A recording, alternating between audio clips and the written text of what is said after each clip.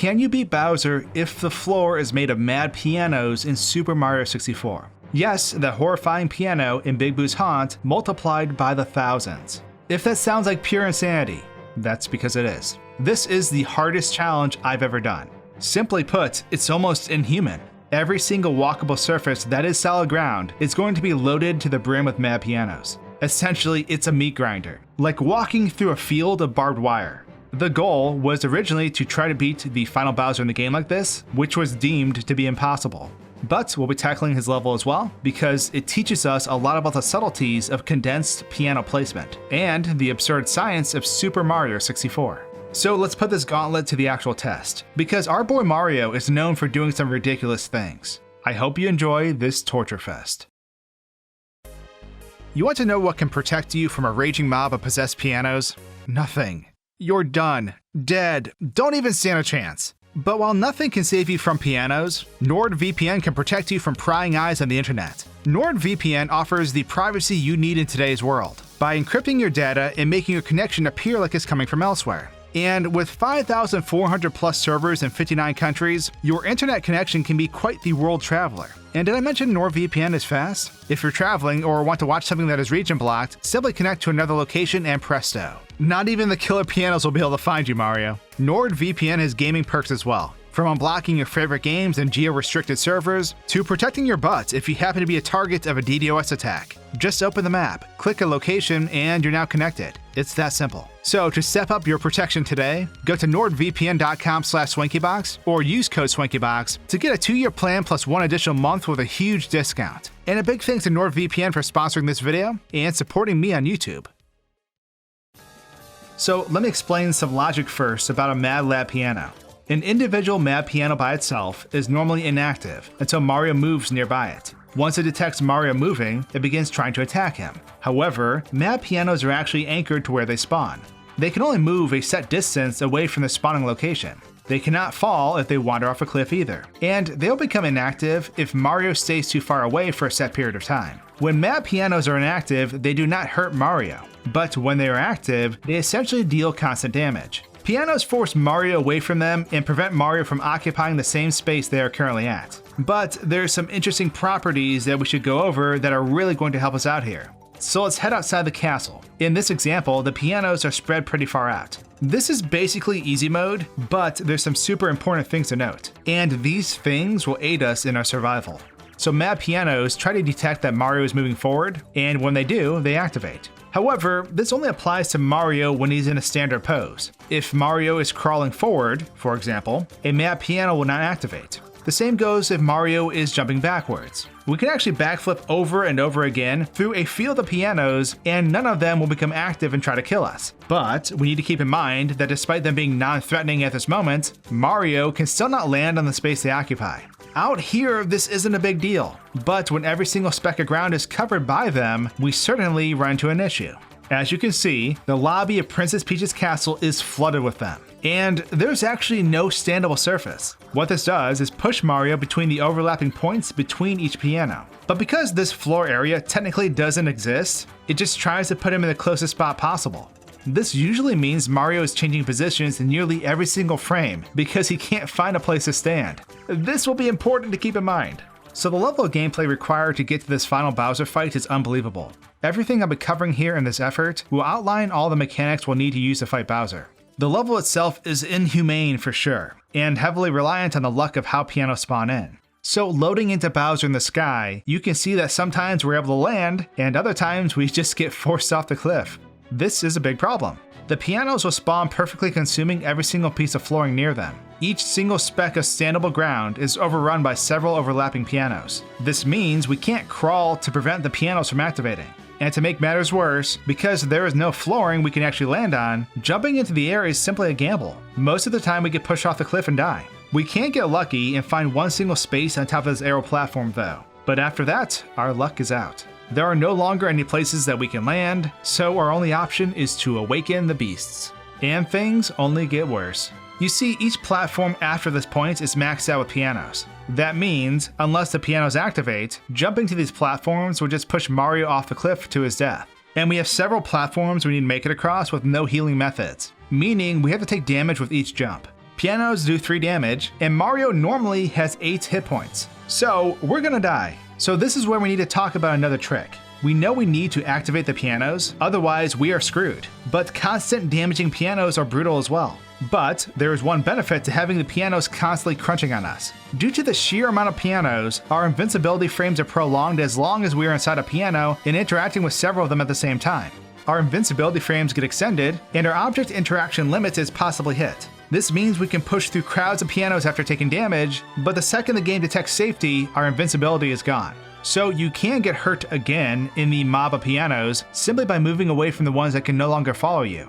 We basically need to walk and wait to pull the mob with us and let other pianos jump us in the streets. Anyways, the only way to make it across these platforms is to jump and try to take damage upon them. We need to get to the edge of the arrow platform and jump into the middle of the deadly pianos and hope that Mario doesn't get knocked off. At first I was trying to land on top of the platform any way I could, but I just kept dying over and over. Plus, getting red barred for our health this early is not a good sign. So after many attempts, I realized we need a long jump out of this piano mosh pit into this weird glitchy long jump. We keep getting pushed around due to all the overlapping collision boxes for the pianos. We need to wall kick off the next platform and land in the space where the pianos used to be. Since the pianos were activated, they started walking in a circle to turn around, which freed up this corner. But the platforms are now increasing in height, and without any room to do pretty much anything, all we can do is jump into the middle of the next platform and hope that we don't get pushed off and die. And that happens very, very often.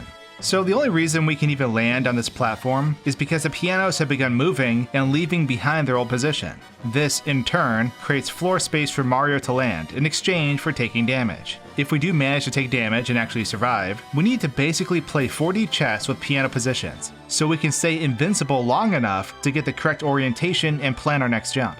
Just gonna throw this out here again. This is insanely brutal, and anything I'm describing is just a feeble attempt at scraping by. The only saving grace we have of this part is that there is a blue rectangle that pops in and out above the next platform. Keep in mind, Mario's position is changing like every second, and it's not for moving Mario either. The pianos have full control over our positioning. That's what makes pretty much every strategy I'm describing more so a Hail Mary throw and not a concrete solution.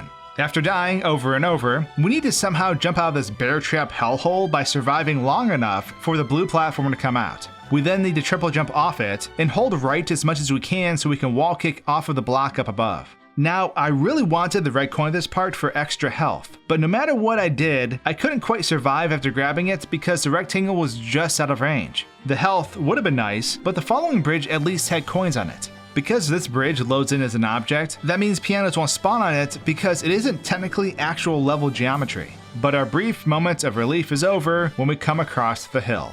And for this, I'm just going to skip over the 100 times I died here. There's only like a 10% chance you land on solid ground when you jump over here, and most of the time you just die. We can't exactly lure pianos out either to create some walkable floor space. So if we get extremely lucky, we can jump down into Super Mario 64's version of the movie Saw and begin manipulating our safety net. Now, you may be thinking that this hill is impossible to climb. And you'd be right. Well, sorta. What you're seeing right here is the result of about 100 Marios dying and carving out a path of invincibility frames that guide him through a field of barbed wire. He's like Nicolas Cage in that one bad movie where he can see the future versions of himself dying. So he avoids doing what they did. And through absurd manipulation, we can shuffle our way up this hill painstakingly slow, practically crawling. But by this point, I was mentally exhausted. You can't see what I'm doing, but I'm hitting up, left, back, waiting for a few frames, tapping up again, and all sorts of other tiny movements to keep Mario in the center of the pile of pianos. I don't want to get too far ahead because I'll die. And if I fail to keep multiple pianos on me at once, I'll also die. Once I got this hill, I was just plain exhausted. I had already been playing for a few hours and it was just absolutely grueling. I learned a lot about piano mechanics though, and how Mario can attempt to deal with them. To continue on with this level would probably be a week-long endeavor. But I do think this level is actually possible, although I'm not sure what someone could do about the win part up top. Technically, I could have gotten the red coin and had another hit point at this part, and that would have allowed me to continue on, without feeling like I had a Super Mario Galaxy Daredevil Comet looming above me. But the main point of this video is to show you how absurd the Bowser fight itself is. I do think this level is possible somehow, but it might take the wits of a task genius to reach the final destination without bleeding out. given what we've encountered so far, and understanding that pianos equal constant damage, you might be thinking that beating Bowser is impossible. But I'm here to assure you it is, and it's the dumbest thing I've ever done in Super Mario 64. Enter Bowser.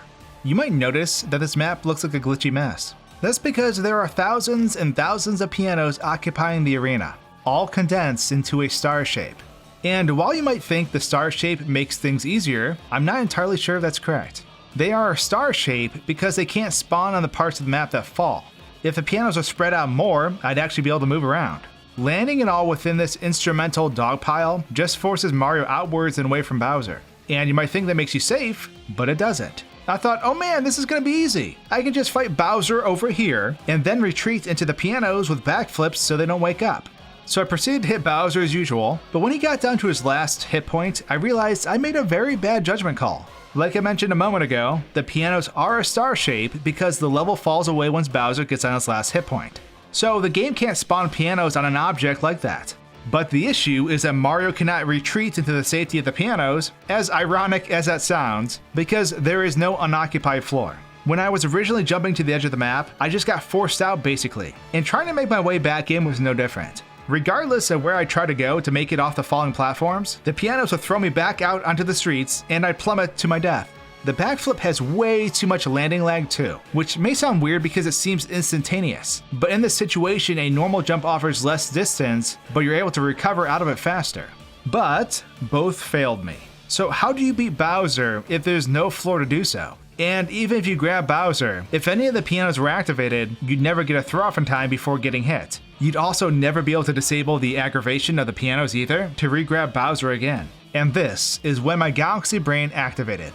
So we know that pianos are tethered to regions on the floor, and that by activating a piano, we can move it relative to its position. So what we need to do before hitting Bowser for the second time is find the level geometry edges where the level falls away and lure the pianos off of that corner of the map.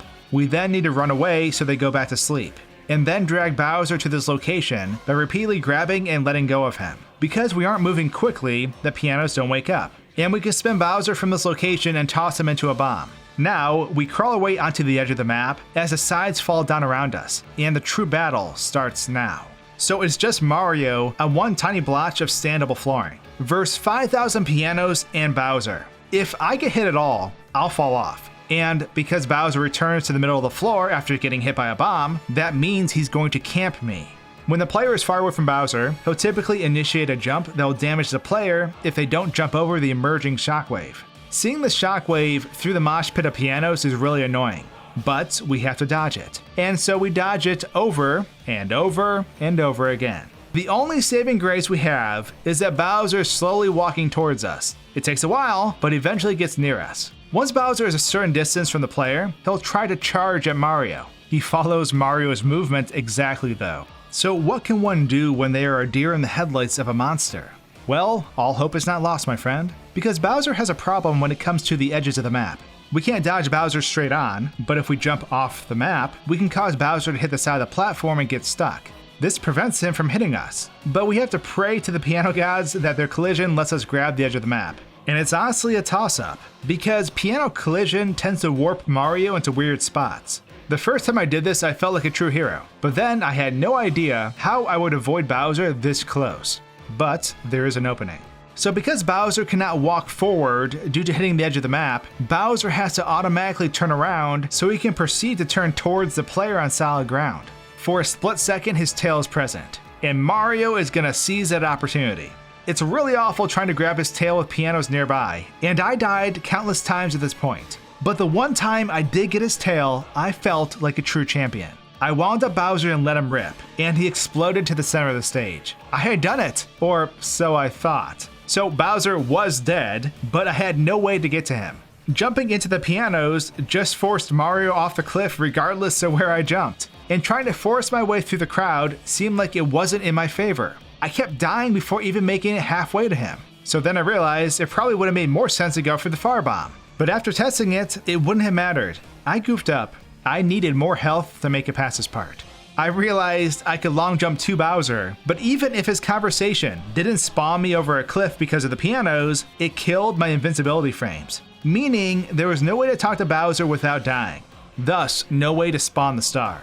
So I had no choice. I started the battle over, but this time I made sure to change my setup. This time I tried my best to activate pianos in the center of the stage. I took massive damage, but I just slowly farmed coins from Bowser's fire to replenish. I then went along the sides of the massive piano star and pulled pianos away from the edges near the corner I would eventually use to evade Bowser.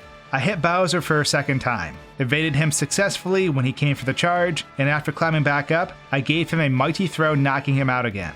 But this time, I had full health. My goal was to make it to Bowser before Mario was shred limb from limb. But the only way to even start this process is to throw yourselves to the wolves. I died countless times trying to route my way to Bowser.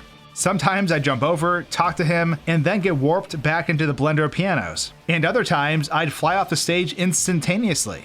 However, because I went through the effort of moving some of the center pianos, there was one precise spot I could long jump to that would start Bowser talking to me.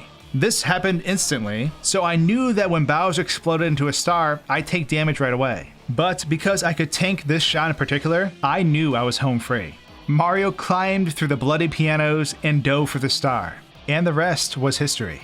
Now protected by the armor of the cutscene, Bowser had been defeated and we had beat the fight. So yeah, it is possible to beat Bowser while the floor is converted to mad pianos. His level needs some work, but I think it may be doable somehow.